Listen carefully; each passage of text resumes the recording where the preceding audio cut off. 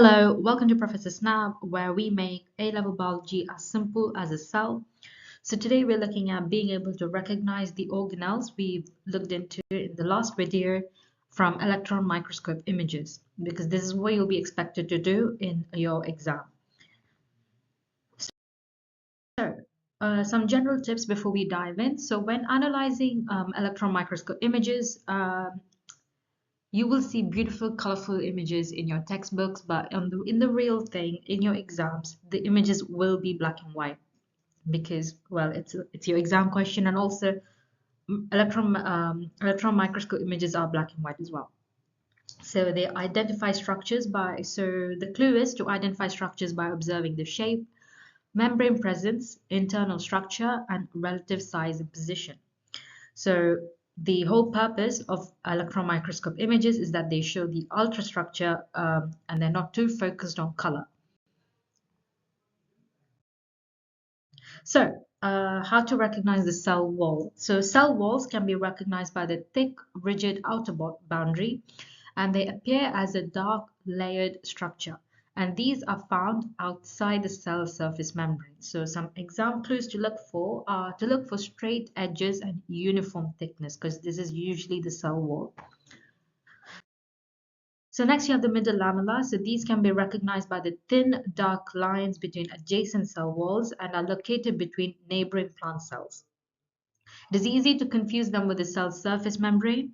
However, what you need to look for is that the middle lamella will be between two walls and not inside one cell. So if it's inside one cell, it's probably the cell surface membrane. But if you observe it between two walls or two adjacent cells, it's more likely the middle lamella.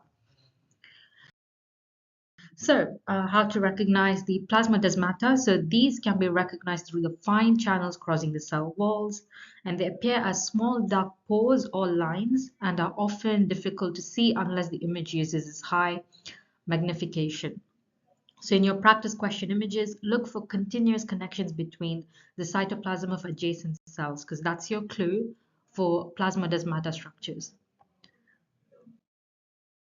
So to look at pits, so these are thinner regions of the cell wall and often appear as indentations or lighter patches. So they often come in pairs between the adjacent cells. So in your diagram, you'll see them as pairs, more likely to.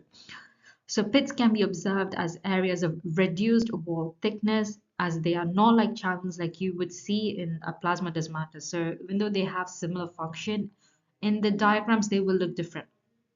So they are not like channels. You just look for sort of like thinner areas. It's pretty easy to do, and these are the clear large regions you will see occupying most of the cell. So they are minimal in internal detail because it's filled with cell sap, and it pushes the cytoplasm and organelles to the edge. So this is the clue you need to look for when you're labeling your diagrams. So you can recognize the vacuole by checking for a thin membrane that surrounds it. So if you do see this thin line, this will be the tonoplast, and this will appear as a faint line between the vacuole and the cytoplasm. So in your exam diagrams, always ensure to label the tonoplast separately from the vacuole, because it is easy marks to lose, because lots of people forget it, and sometimes even though they do remember it, it's not a clear distinction. So always keep an eye out for these. And another easy one to identify. So these can be recognized as oval-shaped organelles. They are surrounded by a double membrane. So yes, that's your other clue. Chloroplasts have a double membrane, and they have internal stacks of membranes called grana that are visible as dark lines. So it's when you see an image, it will make sense to you. And they can be seen connected by lamellae. And these are the only organelles you will see with stacked internal membranes. So if you see stacked internal structures, it's very likely to be chloroplasts.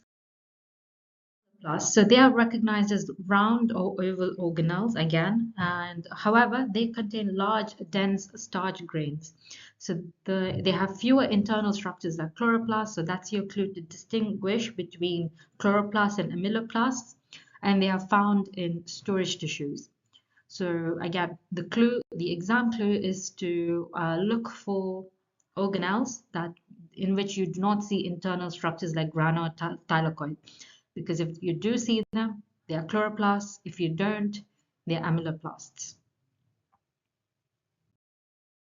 Now, today, hope you found this video useful. If you have any questions, let me know in the comments below and I'll get back to them as soon as possible. And don't forget to like, share, and subscribe.